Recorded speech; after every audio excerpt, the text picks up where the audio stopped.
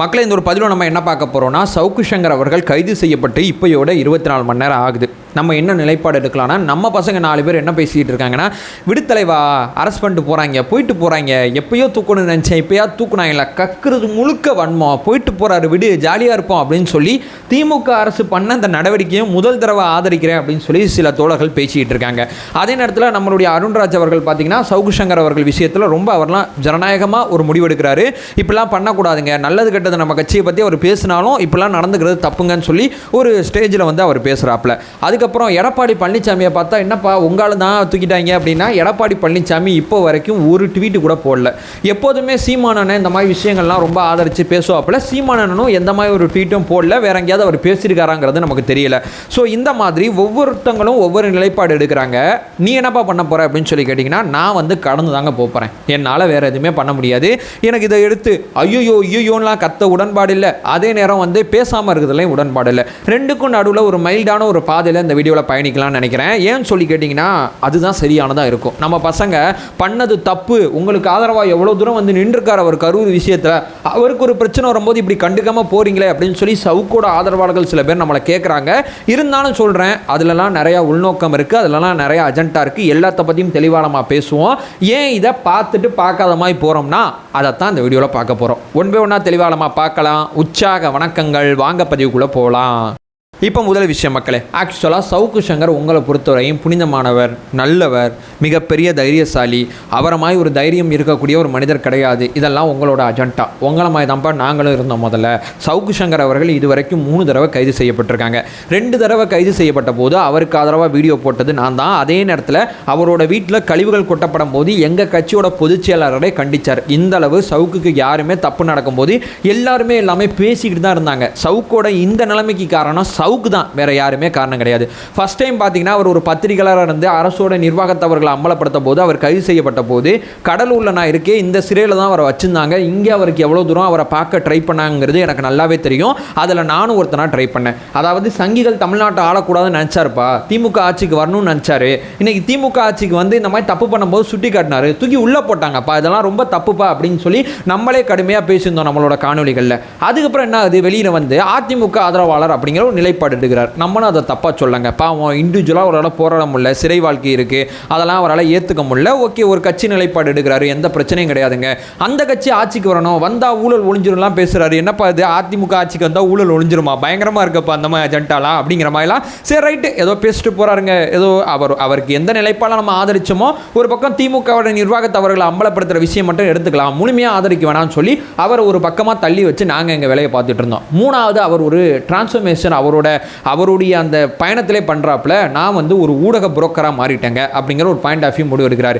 எந்தெந்த கட்சி எந்தெந்த கட்சியோட கூட்டணி சேரணும், இங்கே ஒரு ஃபண்டை கொடுத்தீங்கன்னா நான் உட்காந்து பேசி அந்த கட்சியை கூட்டணிக்கு இழுத்து வருவேன், இதான் என் வேலை அப்படின்னு சொல்லி அதிமுகவோட புரோக்கராக மாறிட்டார். அதாவது அதிமுக ஆதரவாளர்களாக இருக்கக்கூடிய அத்தனை பேரையும் நான் இப்போ மதிக்கிறேன், மாற்று கருத்தே கிடையாது. அதிமுக காண்டி புரோக்கர் வேலை பார்க்குறவங்களாம் என்னால் மதிக்க முடியாது அப்படிங்கிறத நான் தெளிவாக சொல்கிறேன். ஏன் புரோக்கர்னு சொல்கிறேன்னா, ஒரு நேரம் தாவேகா கூட்டணி அதிமுகவோட சேரப்போகுது அப்படிங்கிற மாதிரி இருக்கும்போது தாவேகா தலைவர் விஜய் அவர்கள் ஆகா ஓகோன்னு பயங்கரமாக இது பண்ணி 2ஆம் கட்ட தலைவர் அத்தனை பேரையும் கொண்டாடி எதுவுமே செய்யாத போது கட்சியில் ஆகா ஓகோன்னு எலிவேஷன் கொடுத்துட்டு, அதே தலைவர் அதே கட்சி கூட்டணிக்கு வரலன்னு தெரிஞ்சோன்னே அவங்கள முட்டா பைய, லூசு பைய, பைத்தியக்காரன், எங்கள் கட்சியோட 2ஆம் கட்ட தலைவர்கள், எங்கள் கட்சியோட யூக ஒழிப்பார்கள் முதற்கொண்டு அத்தனை பேரையுமே தனிப்பட்ட தாக்குதல் நடத்த ஆரம்பிச்சாரு. என்னங்க அந்த மனுஷன் கூட்டணிக்கு வரலன்னு சொன்னதுக்காண்டி இப்படியா போய் கடிச்சு வைப்பார் அப்படிங்கிற மாதிரிலாம் தோணுச்சு. என்ன பண்ணாலும் சரின்னு பேசினவர் இன்னைக்கு என்ன பண்ணாலும் தப்புன்னு பேசுகிறாப்புல. இங்கே பாண்டிச்சேரியில் எதுக்கு கூட்டம் போட்டோங்கிறது எல்லாருக்குமே நல்லா தெரியும். தமிழ்நாட்டில் அனுமதி கிடைக்கல, அதனால பாண்டிச்சேரி போனோம். அதுக்குள்ளே வன்மத்தை கேட்கறது. ஒரு பக்கம் பார்த்தீங்கன்னா, ஈரோட்டில் கோவில் நிலம் அப்படின்னு சொல்லி அறநிலையத்துறை கம்ப்ளைண்ட் கொடுத்துருக்கு. அந்த மாதிரி ஒரு செய்தி வரும்போது, கோவில் நிலத்தில் எப்படிப்பா ஜோசப் விஜய் பிரச்சாரம் பண்ணலான்னு பேசுகிறாங்க மனுஷன். சொப்பா, இந்த மாதிரி ஒரு உள்நோக்கம், இந்த மாதிரி ஒரு வக்ர புத்தி, இந்த மாதிரி வன்மம் கக்கக்கூடிய ஒரு மனிதரை நான் பார்த்ததே கிடையாது. ஆக்சுவலாக பார்த்தீங்கன்னா, இவருக்கு நம்ம ஒரு காலகட்டத்தில் ஃபயர் விட்டுக்கிட்டு இருந்தோம் அப்படின்னு சொல்லி எனக்கு ரொம்ப ரொம்ப வருத்தமாக இருக்குது. ஒரு பத்திரிகையாளர் அந்த நிர்வாகத்தை அவர் அம்பரப்படுத்தினா சல்யூட்டியா, உனக்காண்டி ஹேஷ்டாக் ட்ரெண்ட் பண்ணி உனக்காண்டி 10 வீடியோ கூட உட்காந்து போடுவேயா. ஆனால் நீ ஊடக புரோக்கராக என்னைக்கு மாறிட்டீங்களோ அன்னையிலேருந்து இப்போ வரைக்கும் சொல்கிறேன், உங்கள் பக்கம் எது நடந்தாலும் நாங்கள் ஏன் அமைதியாக இருக்கோம்னா, நீங்கள் என்ன சொன்னீங்க, இப்படிலாம் இருக்குங்க அப்படிலாம் இருக்குங்க, இன்னைக்கு உங்களுக்கு நடக்கும்போது ஐயோ ஆமான்னு கத்தினா அது எப்படி சரி சரியாக இருக்கும். ஆளுங்கட்சி எழுத்து பேசுனா இந்த மாதிரிலாம் நடக்குங்கிறது உங்களுக்கு நல்லா தெரியும்ல. ஒரு கட்சி எழுத்து சண்டை செய்யும் போது நட்பு சக்திகளை வளர்த்துக் கொள்ளணும் சவுக்கு சங்கர் அப்படின்னு சொல்லி சவுக்கு சங்கர் நிறைய அட்வைஸ் பண்ணார் தாவேக்காக்கு. அன்னைக்கு அதிமுக வந்து உங்களுக்கு அறிக்கை விட்டுருக்கும்ல. இன்னைக்கு பாருங்க, யாருமே இல்லாமல் நிர்கதியாக நிற்கிறீங்க, கூட இருக்கிற 4 பேர் சொல்கிற தப்ப கேட்குறீங்க அப்படின்னு சொல்லி ரொம்ப கடுமையாக பேசுனீங்க. அதே தான் உங்களுக்கு சொல்கிறேன். அதிமுக ஆட்சிக்கு வர்றதுக்கு உழைச்சிங்கன்னா அதிமுகவுக்கு மட்டும் உழைக்கணும். ஒரு பக்கம் நாம் தமிழர் கட்சியை மிக கடுமையாக எதிர்க்கிறது, இந்த பக்கம் தாவேக்காவை மிக கடுமையாக எதிர்க்கிறது. இந்த மாதிரி எல்லா கட்சியும் பகிச்சுக்கிட்டீங்கன்னா இன்னைக்கு பாருங்க, யாருமே உங்களுக்கு இல்லாமல் தனிமரமாக நிற்கிறீங்க அப்படிங்கிறதா யதார்த்தமான உண்மை. மறுத்தாலும் இதான் யதார்த்தமான உண்மை. இது நம்பர் 1. நம்பர் 2, கருத்து சுதந்திரம், பத்திரிகை சுதந்திரம்.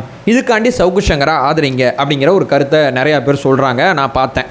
ஆக்சுவலாக அவ்வளோ ஜனநாயகவாதி நான் கிடையாது பர்சனலாக. ஏன்னு சொல்லி கேட்டிங்கன்னா, சில விஷயங்கள் என்னால் ஏற்றுக்க முடியல. கருத்து சுதந்திரத்துக்கு ஆதரவாக இருக்கிற ஒருத்தர் கருத்து சுதந்திரம் நசுக்கப்படும் போது அவர் பக்கம் நிற்கலாம். சவுக்கு சங்கர் ஒரு தப்பு பண்ணாப்புல தாவேக்காவை பற்றி இப்படி பேசும்போது எங்கள் தோழர்கள் நிறையா பேர் அவரை டேக் பண்ணி, ஐயா நீங்கள் இப்படி பேசியிருக்கீங்க, இந்த மாதிரி பண்ணியிருக்கீங்க அப்படின்னு சொல்லி நிறையா விஷயங்கள் பேசுனாங்க. நான் முன்னாடி சொன்னபடி நம்மளும் உளவியல் எதிரி அப்படிங்கிற ஒரு வீடியோ போட்டோம். இவர் என்ன பண்ணார் தெரியுமா? கருத்து சுதந்திரம்னா என்ன பண்ணுவாங்க, நம்ம ஒரு கருத்து முன் வச்சோம், ஓகே மறுத்து 4 கருத்து வருது, நம்ம பார்ப்போம் அப்படின்னு இருப்பாங்கல்ல. இவரை டேக் பண்ண அத்தனை பேரும் உட்காந்து பிளாக் பண்ணாருங்க. எல்லாரும் வந்து மரியாதை இல்லாமலாம் டேக் பண்ணாமல் இல்லைங்க, எல்லாரும் ஓரளவு மரியாதையோட என்னையா சவுக்கு சங்கர் இப்படி பேசுகிறேயா அப்படின்னு சொல்லி தான் டேக் பண்ணாங்க. மரியாதையோட பேசுகிற அத்தனை பேரையும் உட்காந்து ட்விட்டரில் வந்து பிளாக் பண்ணாப்புல. பிளாக் பண்ண ஒருத்தர் கருத்து சுதந்திரத்துக்கு ஆதரவான ஒருத்தரா அப்படிங்கிற ஒரு கொஸ்டின் மார்க் எனக்கு வருது. எப்படி இவர் வந்து கருத்து சுதந்திரத்துக்கான ஆள் அப்படின்னு நீங்கள் வந்து யோசிப்பீங்க, நீங்கள் வந்து பண்ணுவீங்க. இப்போ இந்த வீடியோவில் நான் ஒரு 10 நிமிஷம் பேசுகிறேங்க, சரிங்களா? இப்போ இந்த வீடியோவில் யாரோ 2 பேருக்கு ஒரு மாற்று கருத்து இருக்குது. கீழே வந்து ஒரு மாற்று கருத்தை வந்து அவங்க வந்து பதிவு செய்கிறாங்க. நீ பேசுனது அது தப்பு, இது சரி அப்படின்னு சொல்கிறாங்க, ஏதோ சொல்கிறாங்கன்னு வச்சுங்களேன். அந்த மாற்று கருத்தை பார்த்துட்டு அடுத்த கருத்து அதே மாதிரி ஒரு 10 நிமிஷம் வீடியோ பண்ணும்போது இந்த மாதிரி மாற்று கருத்து வராமல் நான் வீடியோ பண்ணோம். அதான் எனக்கான அஜெண்டா. நீ எப்படி மாற்று கருத்து வைப்ப? நீ எப்படி சொல்ல முடியும்? எனக்கு எதிராக எப்படி நீ பேசுவ? இது பேர் கருத்து சுதந்திரம் கிடையாது. நானும் பேசுகிறேன், நீனும் பேசு. உன்னோட பாயிண்ட் ஆஃப் வியூ நீ சொல்லி, என்னோட பாயிண்ட் ஆஃப் வியூ நான் சொல்கிறேன். எது சரி எது தப்புன்னு விவாதிப்போம், மக்களை மையப்படுத்தி 2 பேரும் பேசுவோம் அப்படிங்கிறதா 2 பேரோட அஜெண்டாவாக இருக்கே தவிர வேறு எதுவுமே கிடையாது. இங்கே வந்து நான் வந்து கமெண்ட் செக்ஷனை ஆஃப் பண்ணிவிட்டு கருத்து சுதந்திரத்துக்கு ஆதரவாக நான் குரல் கொடுக்குறேன், நான் பேசுகிறேன்னா என்னோட கோமாளி வேறு யாராவது இருப்பாங்களா? ஸோ பேசுகிறவன் ஏற்று கேள்வி கட்டவன் அத்தனை பேரும் உட்காந்து பிளாக் பண்ணிவிட்டு இன்னைக்கு கருத்து சுதந்திரத்துக்காண்டி சவுக்கு சங்கர் பக்கம் நிற்கணும்னு சொல்கிறதெல்லாம் எனக்கு என்ன சொல்கிறதுனே தெரியல அப்படிங்கிறது என்னுடைய 2வது விஷயமா இருக்குது. இங்கே எடப்பாடி பழனிசாமி அவருக்கு பக்கபலமாக நிற்கலை. அதிமுகவோட ஐடிவிங்களை ட்வீட் வந்தாலும் எல்லா பத்திரிகையாளர் பேரை போட்டு அதில் ஒருத்தராக சவுக்கு சங்கரை சேர்த்துருக்காங்களே தவிர சவுக்குக்கு தனியாக அதிமுகவே எதுவும் பண்ணலை. ஏன் இப்படி நடந்துக்கிறாங்க அப்படிங்கிறது தெரியல. இப்போ 3வது, இப்போ அடுத்த ஒரு விஷயத்துக்கு போகலாம். ஆக்சுவலாக பார்த்தீங்கன்னா இவர் மேலே என்ன கேஸ் இருக்குது, ஆனால் இவரோட விஷயத்தில் என்ன தப்பாக இருந்திருக்குன்னு சொல்லி 2 விஷயத்தை பேசிட்டு இந்த வீடியோ என் பண்ணிடலாம். ஆக்சுவலாக இவர் மேலே என்ன கேஸ் இருக்குன்னா, இவர் வீடியோவில் வந்து ஒரு பாரை பற்றி ஒரு பேசியிருக்காரு போல, பிரைவேட் பாரை பற்றி. அந்த பாரை பற்றி நான் இனிமேல் பேசக்கூடாதுன்னா நீ எனக்கு காசு தரணும் அப்படின்னு சொல்லி இவர்கிட்ட அந்த ஷோவில் உட்காந்துருப்பால நிதிஷ்னு ஒருத்தர், அவர் மூலியமாக பணம் வாங்கிட்டார் அப்படிங்கிறதான் இவர் மேலே இருக்கக்கூடிய குற்றச்சாட்டு. அது சம்மந்தப்பட்ட அந்த பாரோட ஓனர் வந்து புகார் கொடுத்துருக்காரு. நான் இந்த மாதிரி பண்ணிட்டேன், இந்த மாதிரி செஞ்சால் மிரட்டி காசு வாங்குறப்பல இந்தாங்க காசு போட்டது அப்படின்னு சொல்லும்போது சவுக்கு சங்கர் தரப்பில் அது மறுக்கப்படுது.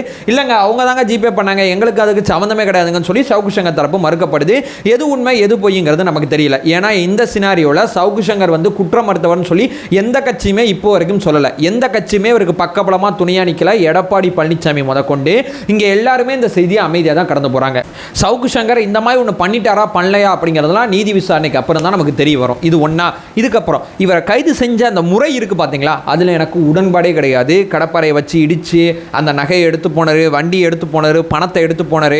அதுக்கப்புறம் வந்து இவர் வக்கீல்கிட்ட பேசுகிறேன் அப்படின்னு சொல்லி ஒரு டைம் கொடுக்கும்போது அந்த டைம் கொடுக்காம வீட்டுக்கு வெளியே நின்று இந்த மாதிரி ஒரு புகாரில் வந்து உங்களை கைது பண்ணியே போவேன் அப்படின்னு சொல்லி ரொம்ப தீவிரமாக நின்னது, வீட்டு கடப்பாறையை வச்சு கதவை உடைச்சது, இந்த மாதிரி சில சினாரியோலாம் பண்ணாங்க பார்த்தீங்களா. இதெல்லாம் என்னால் கொஞ்சம் ஏற்றுக்க முடியலண்ணே. ஏன்னா எனக்காக இருந்தாலும் கொஞ்சம் மனசாட்சி இருக்குது. இவர் தப்பு பண்ணியிருக்காருன்னா ஒரு சம்மன் அனுப்பலாம் அல்லது உங்களை அரெஸ்ட் பண்ணணும் அப்படிங்கிற ஒரு விஷயத்தில் வேற என்ன வேணால் பண்ணி இவரை கைது பண்ணியிருக்கலாம். ஆனால் இவருடைய அந்த தனி உரிமை மீறல் இங்கே மீறப்பட்டதான் நான் புரிஞ்சுக்கிறேன்.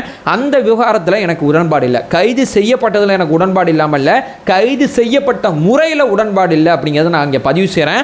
அதெல்லாம் இங்கே கண்டிக்கப்படக்கூடியது, அதிலெல்லாம் இங்கே மாற்றுக்கிறதே கிடையாது. ஆனால் நான் மீண்டும் ஒரு முறை சொல்கிறேன், ஆளுங்கட்சி எதிர்த்து நீங்கள் பேசுனீங்கன்னா இந்த மாதிரி சில விஷயங்கள்லாம் நடக்க தான் செய்யும். சவுக்கு சங்கர் ஆளுங்கட்சி எதிர்த்து ஒருத்தர் கட்சி ஆரம்பித்து ஒருத்தர் கஷ்டப்பட்டு கட்சி நடத்தும் போது இப்பெல்லாம் நடந்தால் நீ ஒரு கூட்டணிக்கு போனீங்கன்னா உனக்கு இதெல்லாம் நடக்காதுன்னு பேச தெரியும் போது அந்த விஷயத்தை நீங்கள் கண்டிக்காமல் கடந்து போனீங்கல்ல, இன்றைக்கி உங்களுக்கு நடக்கும்போது நாங்கள் அந்த விஷயத்தை கடக்காமல், அதாவது கண்டிக்காமல் கடந்து போல அது தப்புன்னு இன்றைக்கி பேசுகிறோம். இனிமே அது திருந்தி கொள்ளுங்கள் சவுக்கு சங்கர் அவர்களே அப்படிங்கிற ஒரு விஷயத்தை சொல்லிட்டு இந்த வீடியோ நான் என் பண்ணிக்கிறேன்.